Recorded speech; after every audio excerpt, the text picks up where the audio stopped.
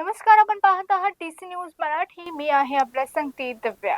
Stand-up comedy show दरम्यान करण्यात आलेल्या कथित आक्षेपही वक्तव्य प्रकरणी महाराष्ट्र सायबर पोलिसांची चौकशी सुरू आहे. या प्रकरणात कॉमेडियन प्रणित मोरे, मुंबईतील सेजल पवार आणि गुरुग्राम येथील हिमांशू जंघाडा यांना चौकशीसाठी नोटीस बजावण्यात आले आहे.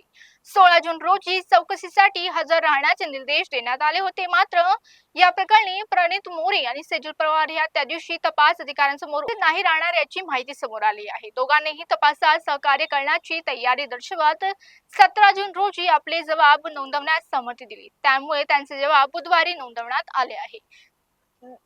नोंदवण्यात होणार. या प्रकरणात मोठ्या प्रमाणावर तक्रारी प्राप्त झाल्यानंतर महाराष्ट्र सायबर पोलिसांनी एफआयआर दाखल करून तपास सुरू केला. तक्रारदारांचे मते, शोमधील काही वक्तव्यामुळे लोकांच्या भावना दुखावल्यात गेल्या. दुसरीकडे हिमांशू जंघाडा यांनी देखील नोटीस पाठवण्यात आली असता त्यांच्याकडून अद्याप कोणताही प्रतिसाद मिळालेला नाही. त्या चौकशीसाठी गैरहजर राहिल्यास त्यांना पुन्हा समन बजावले जाऊ शकतं.